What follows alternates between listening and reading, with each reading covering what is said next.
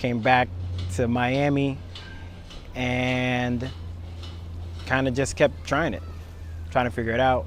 Eventually I met my wife, who's a pastry chef, and then she was very also interested in cannabis. So then we started with this brand called the Hidden Creation, which you've now just been introduced to, and if you haven't been introduced, now you are reintroduced.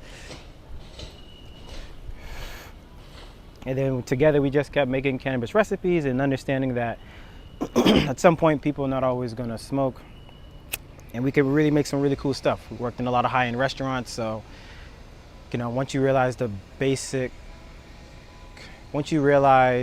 bottom line of what you need to make a dish, then you understand that you can make anything you want. 8, 9 years later, got married. We have a child, and we came out with a book.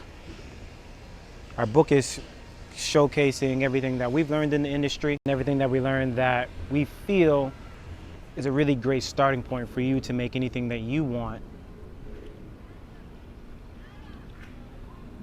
that's an edible.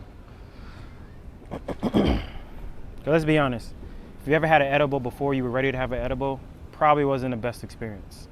I've had that experience. It's not fun. Like, it's cool you want to be high, but no one wants to be stoned. And if you want to be stoned, that's a different group of people, and that's cool. But if you're not ready to be stoned, that's not a fun experience. I'm pretty sure some of you right now, even hearing the word edible, you got some memories. It's wild, bro. Shit's wild.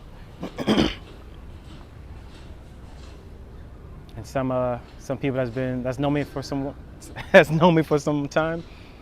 Yeah, we got some stories. But we learn,